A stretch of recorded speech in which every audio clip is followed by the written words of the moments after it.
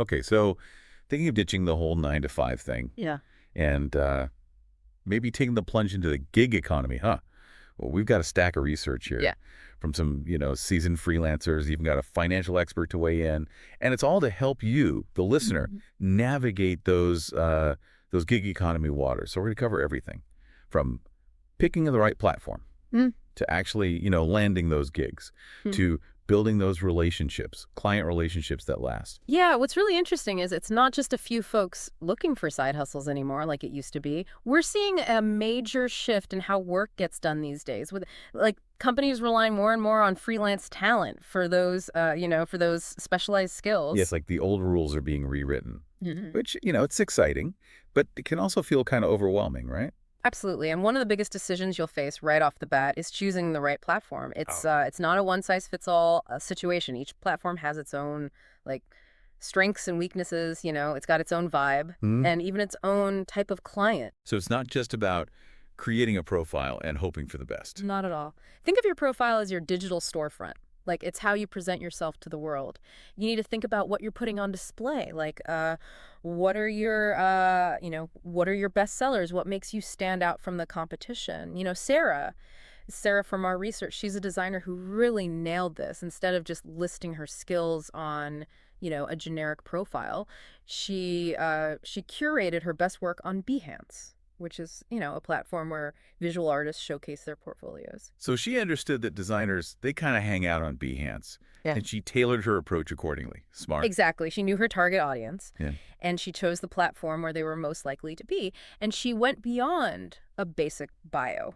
She really highlighted the projects that showcased her unique style and expertise. Yeah, it's like setting up shop in the right neighborhood Yeah. and then making sure your window display is irresistible. Exactly. Now, once you've got your storefront set up, let's talk about actually landing those gigs. I mean, we've all seen those generic proposals Right.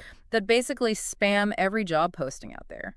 That's not the way to go. So no more mass-produced proposals. What's the secret to crafting one that actually gets attention? It's all about quality over quantity. Mark, a freelance writer we learned about, he emphasized the importance of treating each proposal as like a mini marketing pitch. He actually researches the potential client, looks at their past projects, and then tailors his proposal to show how his skills align with their specific needs. So it's like he's saying, hey, I see you, I get what you do, and I'm the perfect person to help you with this project. Precisely. And he doesn't just list his accomplishments, he provides concrete examples of how his skills have delivered results for past clients. It's about showing, not just telling. But Mhm. what about pricing? How do we figure out how much to charge, without underselling ourselves? Oh, that's a question every freelancer grapples with. Um, there are different approaches. Some swear by hourly rates. Others prefer value-based pricing, where you charge based on the value you deliver, not the time it takes. Starting out, it might make sense to be a bit more flexible, to build your portfolio Right. and get those testimonials. So maybe dip your toes in the water with a lower rate, then Uh, gradually increase as you gain, experience and confidence. exactly. The key is to track your time. Hmm. Analyze your profitability and be willing to adjust your rates as you gain expertise and a solid track record. It's about knowing your worth and not being afraid to ask for it. But landing the gig is just the first hurdle, right? We got to keep those clients happy if we want repeat business Sure. and those all-important referrals. You've hit the nail on the head. Client relationships are the lifeblood of any freelance business. And it all starts with clear communication. Laura. Laura is a web developer we learned about. She really emphasizes setting clear expectations from the get-go. She creates detailed project proposals that outline deliverables, timelines, payment terms, leaving no room for misinterpretations. So it's like having a roadmap for the entire project, so everyone's on the same page from day one. Exactly. And she doesn't just disappear after sending the proposal. She makes a point of scheduling regular check-ins with her clients, even if it's just a quick email update. This way she can address any potential issues early on before they snowball into bigger problems. It's like those regular checkups at the doctor. It's better to catch things early, right? Absolutely. And it builds trust and strengthens the client relationship. Okay, so we've chosen our platform, polished our profile, landed the gig, and are keeping our clients happy. Yeah. Now let's talk about the part everyone loves to hate, the money stuff. Ah, yes. The financial side of freelancing. This is where things can get a little tricky, but it's absolutely crucial for long-term success. John, our financial expert, he stresses the importance of treating your freelance work like a business from day one. Yeah, he did say 25–30% for taxes, Yeah. which seemed like a lot. Right, and that's just the beginning. As freelancers, we're responsible for things like self-employment taxes, health insurance, retirement savings, even setting aside for those inevitable dry spells when the gigs are So scarce. it's not just about earning money. It's about managing it wisely Mhm. and planning for the future. Exactly. Things like solo 401ks and SEP IRAs might not be as exciting as landing a big client, but they're essential for building a secure financial future. So we're not just freelancers, we're entrepreneurs, Well, building our own mini empires, which is exciting. But let's be honest, it can also be stressful. How do we avoid burnout when the line between work and life gets blurry? that's a great question. The flexibility of freelance life, it can be both a blessing and a curse. Alice, a freelancer we learned about, she really stressed the importance of creating boundaries and sticking to them. She actually sets specific work hours and treats them like a regular job, even if her office is, her living room couch. But what about those late night bursts of inspiration? Do we have to ignore those? Not at all. It's not about rigid rules. It's about knowing yourself and what works best for you. Some thrive on structure, others need more flexibility. The key is to find what keeps you productive and sane, and then build a system that supports that. So it's about creating a work-life balance that works for you, not against you. Exactly. It's about being intentional with your time and energy, and prioritizing your well-being, both physically and mentally. All right, so we've talked about like the foundations, so choosing the right platform, nailing those proposals, and keeping the money side sorted. But let's get real for a second. A huge perk of freelancing is the freedom, right? Absolutely. Ditching the commute, working in your PJs, I mean, that's often the dream that gets people started. But I've heard it can be like a double-edged sword. How do you actually stay productive when your office is also, Mm-hmm. where you eat cereal at midnight? Yeah, you hit on a common struggle there. It takes discipline, but more importantly, I think it takes designing a work life that fits you. Jason, who's scaled his freelance business really well, he actually rents a co-working space a few days a week. Wait, so he's paying for an office even though he's freelancing. Why? It's about finding what works for him. The co-working space provides that separation between like work Jason and home Jason. He gets that social buzz, avoids distractions, and his family knows when he's there. It's serious work time. Okay, that makes sense. But not everyone can afford a co-working space, right? Definitely not. But even without that, creating like a dedicated workspace at home is key. Doesn't have to be fancy, but it needs to signal to your brain. All right, this is why I focus. Laura, the web developer we mentioned earlier, she actually turned like a walk-in closet into her office. Oh, wow. So creative. Out of sight, out of mind, right? Yeah. For all the household distractions. Exactly. Good lighting, a comfy chair, maybe even some like inspiring decor. It's about making it a space where you want to work. Okay, so we've got our workspace sorted, but then there's the whole tech side of things. Are there any tools that actually make a difference for freelancers? Or is it just hype? Oh, there are some game changers out there for sure. Think about it. You're now the CEO, the marketing team, Yeah. and the intern, all rolled into one. Tools help you wear all those hats effectively. All right, lay it on me. What are like your top recommendations? Okay, so for project management, Trello is a favorite. It's visual, flexible, and you can use it for client collaboration too. Keeps everyone in the loop, without those endless email chains. Ah, so long inbox overload. Yeah. But what about actually staying on task? I'm the queen of getting sidetracked by like random YouTube video. Oh, yeah, I hear you. That's where something like the Pomodoro technique can be helpful. You work in like focused bursts, say 25 minutes on, 5 minutes off, and it really helps maintain concentration. There are tons of apps for it too. Yeah, I've heard of that. And I bet there's something for the dreaded time tracking, Yeah. which I know so many freelancers just put off. Toggle is a lifesaver for that. Easy to use, runs in the background, generates reports for you, takes the guesswork out of invoicing, Yeah. which is a huge time saver. Okay, so we're productive, we're organized, but freelancing can be like a lonely game sometimes, Yeah. How do we combat that isolation and actually build connections? Oh, that's so important. We're not meant to work in silos, right? Yeah. Alice, who had that great work-life balance, she actually co-works virtually with a friend a couple of days a week. They hop on a video call, set their goals for the day, and have that accountability buddy. I love that, like a virtual co-working buddy. But what about networking? For, for actual work opportunities. Any tips beyond the usual, like, awkward networking events? Online communities are gold mines for that.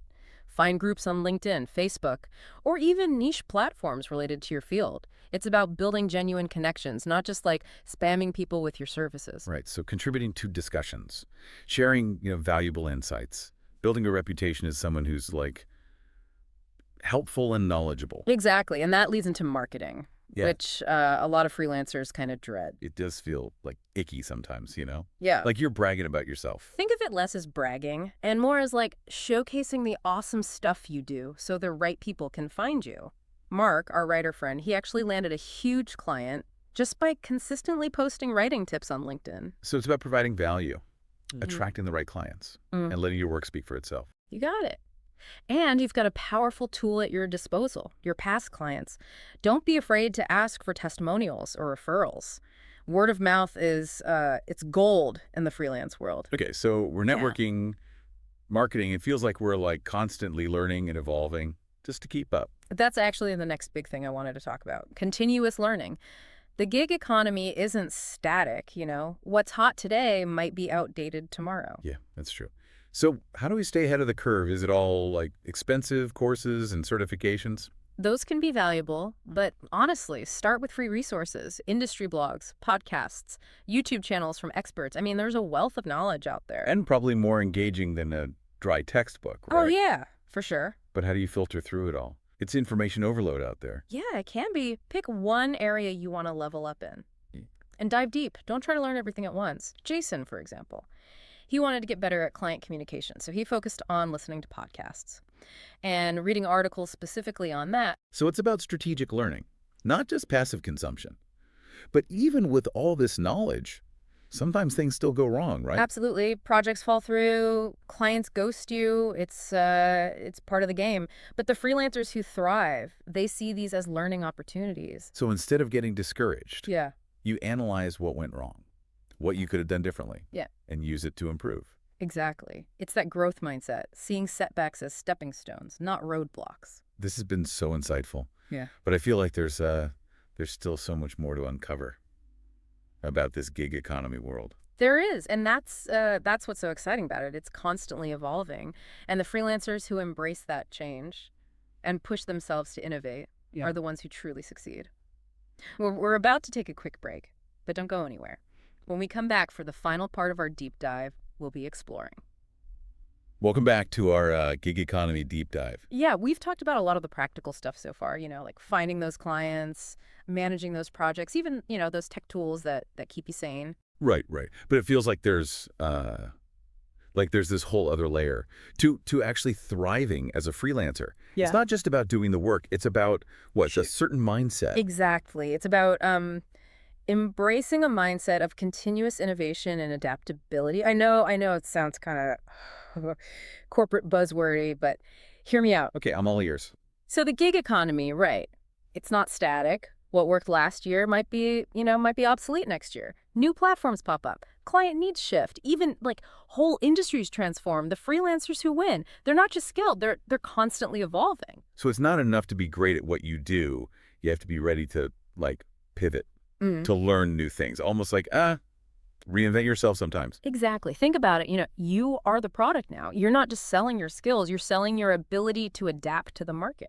Remember Jason, who scaled his business. When he started out, he focused solely on writing website copy. Yeah, and he was good at it, right? Got, like, tons of positive feedback. Exactly. But he saw the writing on the wall. AI was getting better at generating basic website content. Clients were starting to ask for more, like strategic content marketing, not just, pretty words on a page. So instead of, like, Yeah.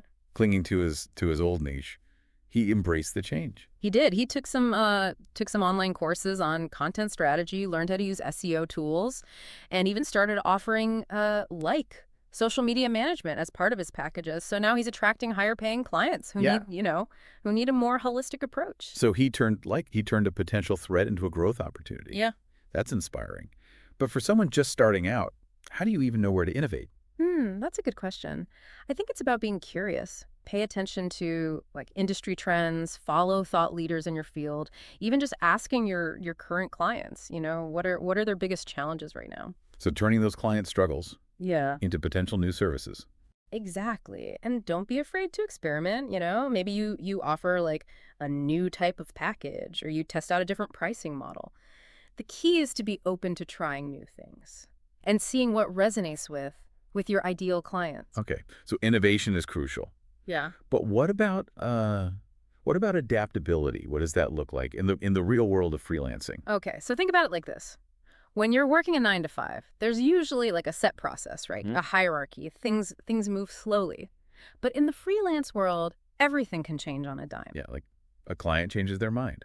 A Mm, project gets delayed. You lose your internet connection the day before a big deadline. exactly. Those are the moments that really test your adaptability. The freelancers who thrive, they have backup plans, they communicate clearly with clients, and they're not afraid to ask for help when they need it. It's almost like you have to be, like, comfortable with a certain level of chaos. In a way, yeah.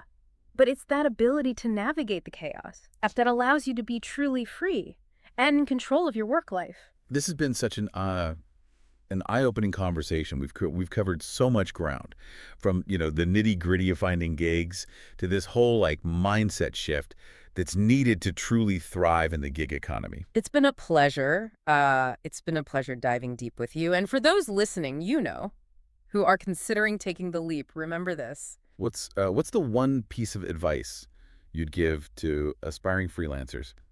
Don't underestimate the power of community. Connect with other freelancers, online or in person. Share your struggles, celebrate your wins, learn from each other. It's that support system that will keep you going when things get tough. It's like having your own freelance cheer squad, pushing you to be your best self. Exactly. And remember, the gig economy is constantly evolving, so be prepared to adapt, innovate, and never stop learning. Well said. We hope this deep dive has given you the insights and the inspiration you need to navigate the freelance world with confidence and create a career you truly love. Thanks for joining us. Until next time.